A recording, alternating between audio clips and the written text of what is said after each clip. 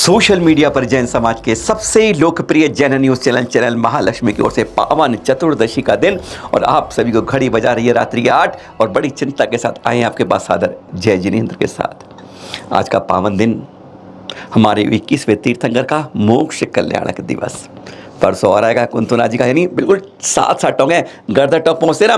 फिर पहले कुंतुनाथ जी की जिनका परसों जन्म तप और मोक्ष लगे, और आज उसके बाद की टोंक नमीनाथ जी की मित्रधरकूट, जहाँ से आज ही के दिन 1000 महामुनियात सिद्धालय गए थे आप।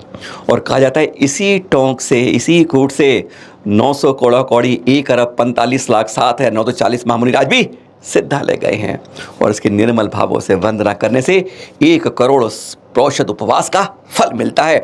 आज इसी बात पे चिंतन करते हैं, जब इस वंदना करते हैं इस तीर्थ की, इस सम्मेद शिखर जी की, बार बार ये कोट नहीं सारी 25 कोटि सर पर मस्तक पर चोट करती हैं कि तुम इसका ख्याल क्या रखते हो। बोलते हो अनादि निधन तीर्थ है, बहुत शांति मिलती है, सिद्धालय जाते हैं सारे यहाँ पर हमारे महामुनिराज, पर इसकी चिंता सुरक्षा के बारे में क्या तुम्हें कुछ ख्याल रहता है? कहाँ है तुम्हारी कमेटी और संस्थान, कहाँ है वन विभाग? कहते तो बहुत कुछ है, हमारा तीर्थ है, हमारा तीर्थ है, वो कहते हैं हमारा है, तुम कहते हो हमारा है, पर इसकी सुरक्षा की बात आती है तो आग में झुलसता है ये तीर्थ और तब तुम कुछ नहीं सोचते हो। आज वही 13 कारण बताएंगे आपको। यह 13 कारण आग क्यों लगती है, आपने कभी चिंतन किया इस बारे में? पिछले 5-7 सालों से ही इस सम्मेद शिखर जी पर आग की चर्चा आने लगी है।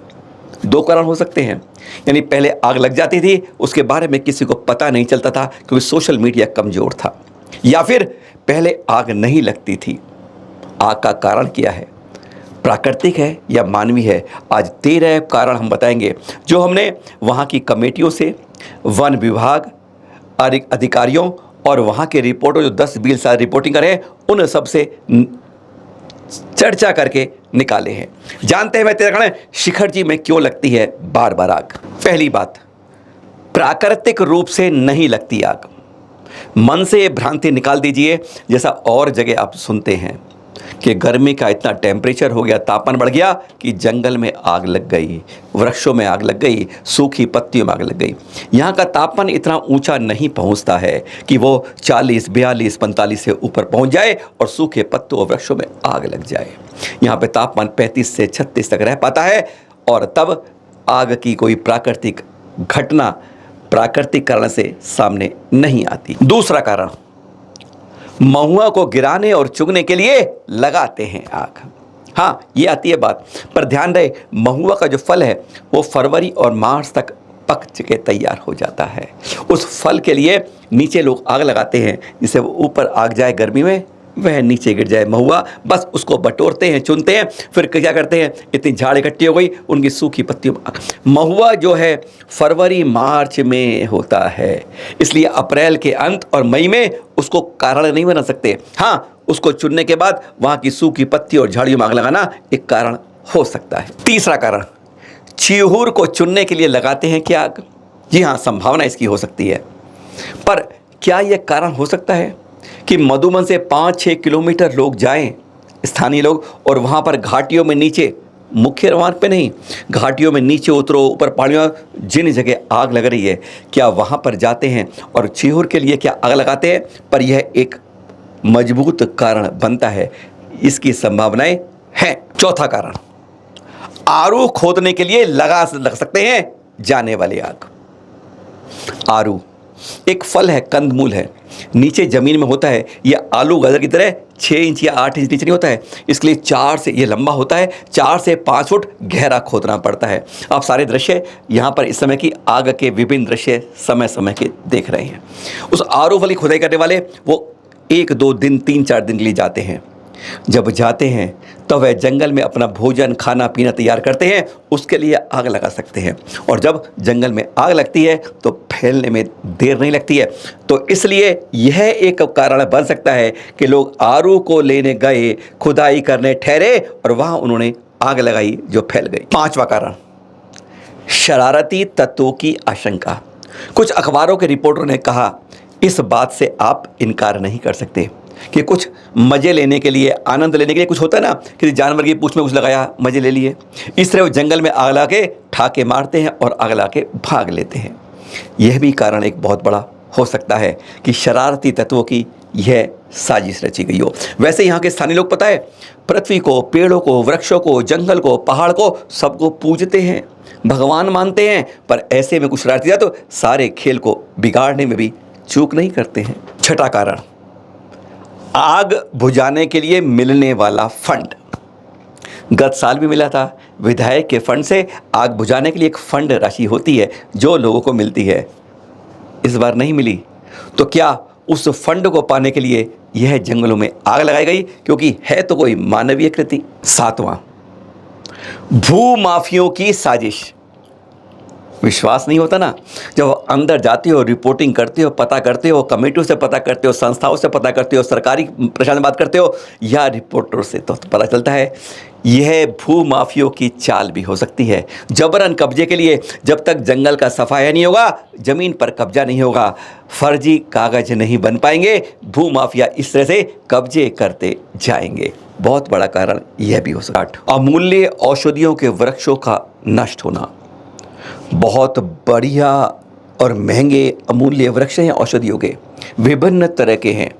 गिलोय के, अर्जुन के, जंगली प्याज के, जंगली बैगन, चिरेता के, जंगली जड़ के, अलग जड़ी के, आंवला के, इस तरह बहुत औषधि के वृक्ष हैं जो इस आग में सोहा हो रहे हैं।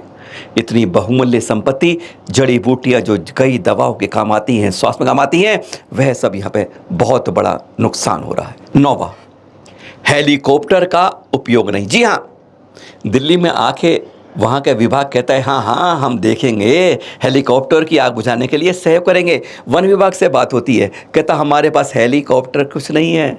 नंबर 1 बात। दूसरा, यहाँ के नदी में, तालाबों में, नालों के अंदर पानी ही नहीं है। अरे पहले पानी की व्यवस्था हो, हेलीकॉप्टर की व्यवस्था हो, तब आग बुझाने की उस बारे में सोचा जाए। केवल ब्लोअर का यहाँ पर अधिकतम उपयोग होता है। 10वीं बात, आग के लिए टोपोग्राफी ऐसी है यहाँ की कि वहां पहुंचना ही मुश्किल होता है।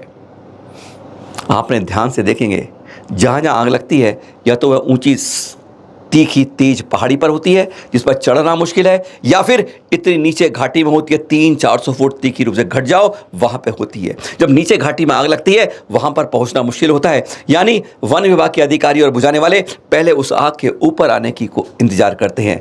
जब वो ऊपर तक आ जाती है तब बुझाते हैं, यानी नीचे लगी आग को बुझाने के लिए प्रयास ही नहीं कर पाते, क्योंकि वहां पहुंचना ही असंभव होता है। यहाँ की टोपोग्राफी कुछ इस तरह की है। 11वीं बात, 10 साल की कैद और 10,000 का जुर्माना।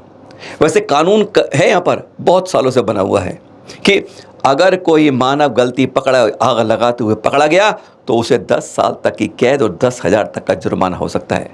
पर हमने पता किया वन विभाग से भी, और वे आज तक एक भी इसके अंदर पकड़ा नहीं गया है। जबकि हर साल 2 साल पहले बहुत भयंकर आग लगी थी, 15-15 दिन तक जंगल जलते रहे थे। 12वीं बात, कमेटियां बेदम, उन पर कोई व्यवस्था, कोई टीम नहीं।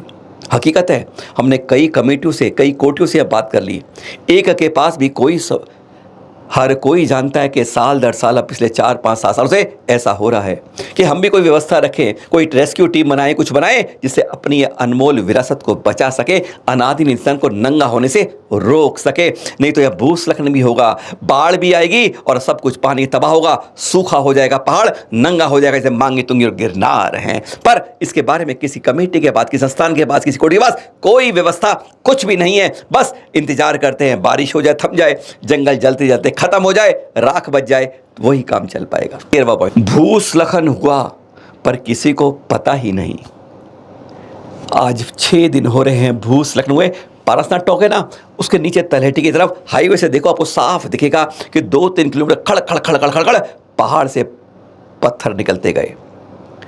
आज से 3 साल पहले 2020 के अंदर भी ऐसा भयंकर भूस्खलन हुआ था। इनसे क्या होता है, पहले जब पेड़ कटते हैं या पेड़ तब ये ऐसा होता है। दूसरा, तब तो बहुत तेज बारिश आई थी, उस कारण भूस्खलन हुआ था।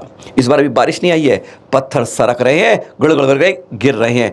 यह गिरना सिलसिला 2-3 किलोमीटर तक चलता रहा और इसका सीधा असर पड़ता है पारसनाथों वाली सबसे ऊंचे पर्वत के ऊपर। इसका अंदाजा किसी को नहीं है, ना हमारी कमेटी कोठी को मालूम है और ना वन विभाग को मालूम है। कहते हैं इसकी जांच करनी पड़ेगी, फ्रंट रिपोर्ट आएगी तब हम पता कर पाएंगे। अभी हमारे पास के बारे में कोई जानकारी नहीं है, यानी स्पष्ट साफ। यह 13 कारण थे जहां पर क्यों हमारे जंगलों में पारसनाथ तीर्थ पर यह आग लगती है। 5-7 वर्षों से यह चर्च हमने कुछ 8-9 साल के पुराने अखबार में निकाले, उसमें हमने देखा हमें कहीं इस तरह की रिपोर्ट अप्रैल, मई और 15 जून तक के अखबारों में नहीं मिली, और पिछले 5 साल अखबारों में हर में रिपोर्ट मिली। 4 साल से चैनल महालक्ष्मी आपके सामने यह रोना गुनगुना रहा है। आग लगती है, बचाने वाला कोई नहीं। कहते हैं राख इसकी काम आ जाएगी। अरे राख उसकी जो स्वाभाविक आग लगती है, जो इंसानों से लगती है, वह राख भी काम नहीं आती। पत्थरों को नंगा हो जाएगा, अरे 10-20 साल में जाके वृक्ष बनता है और वह चंद मिनटों में स्वाहा हो जाता है। इसको बचाने के लिए हमारी कमेटियों को, स्थानीय लोगों को, संस्थानों को, विभागों को, सबको मिलकर एकजुट होना होगा। उन दोषियों को पकड़ना होगा जो मानव कृत करते हैं, क्योंकि ये प्राकृतिक रूप से विपदा नहीं है, ये मानसिक मानव द्वारा बनाई गई विपदा है जो हमारे इस तीर्थ को चोट कर रही है। आपके तीर्थ हो, हमारे तीर्थ हो, सबका तीर्थ है। एक अहिंसा में तपोस्थली, निर्वाण स्थली है, शाश्वत अनादि निरंतर श्री सम्मेद शिखर जी। बचाना सबका कर्तव्य है। सादर जय हिंद।